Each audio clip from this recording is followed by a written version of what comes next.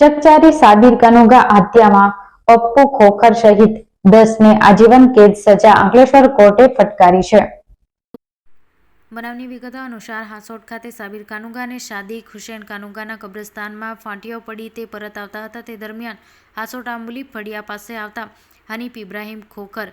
ઇશ્તિયાક હનીફ ખોખર, અતિ હનીફ ખોખર, ઇસ્માઇલ ઉર્ફ પિન્ટુ હનીફ ખોખર, અહમદ રસુલક્કા, સાજિદ રસુલક્કા, મજીદ રસુલક્કા, શહેજાદ બશીર કાવ અને મકસૂદ સબ્બીરક્કા હથિયાર લઈને ઊભા હતા, જે પૈકી ઇસ્માઇલ ઉર્ફ પિન્ટુએ સાબિર કાનુગાના માથાએ ગોળી મારી દીધી હતી। આ કેસમાં દારૂલ ઉમલના મુફ્તી મો અબ્દુલ્લા અને શફી ઉર્ફ પપ્પુ ખોખર, સલીમ નસરુદ્દીન રાજ, યાવર ખાન, હબીબ અલ્લાહ પઠાણ, અરહાન ઉર્ફ ટીપુ યારવ ખાન પઠાણની સંડોવણી હોવાનું સામે આવ્યું છે,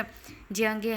સાદિક હુસેન કાનુગા દ્વારા હાંસોટ પોલીસ મથકે ફરિયાદ નોંધાવી હતી। કુલ 13 આરોપી સામે ચાર્જશીટ અંકલેશ્વર સેશન્સ કોર્ટમાં કરવામાં આવી હતી, જેમાં એક આરોપી ભાગેડુ છે, જે કેસનું ટ્રાયલ શરૂ કર્યું હતું। આ ટ્રાયલ દરમિયાન દારૂલ ઉલમનું મુફ્તી મો અબ્દુલ્લાનું મોત નીપજ્યું હતું। કોર્ટમાં સરકારી વકીલ તરીકે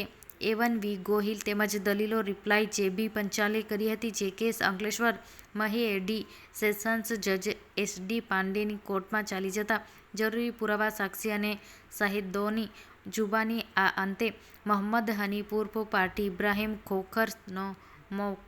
ઇશ્તિયાક ઉર્ફ બાબા હનીફ ખોખર, અહમદ રસુલક્કા, સાજિદ રસુલક્કા, મકસૂદ ઉર્ફ મક્ષા સબ્બીરક્કા અને ઇસ્માઇલ ઉર્ફ પિન્ટુ ખોખર, મજીદ રસુલ અક્કા તેમજ શફી ઉર્ફ પપ્પુ ઇબ્રાહીમ ખોખર અને સલીમ નસરુદ્દીન રાજને IPC ધારા 143, 147, 148, 149, 302, 120B તેમજ આર્મ્સ એક્ટની કલમ 25(1)D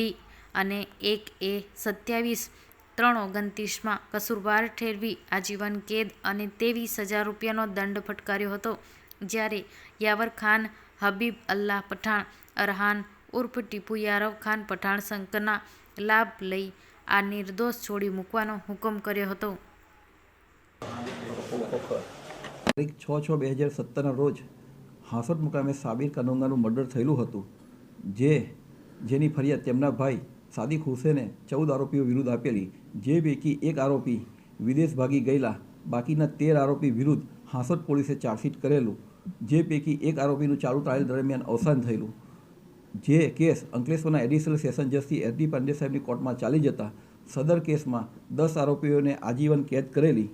અને 2 આરોપીઓને નિર્દોષ છોડી મૂકવામાં આવેલા, જે પૈકી મોહમ્મદ શફી ઉર્ફે પપ્પુ ઇબ્રાહીમ ખોખર, ઇસ્માઇલ ઉર્ફે પિન્ટુ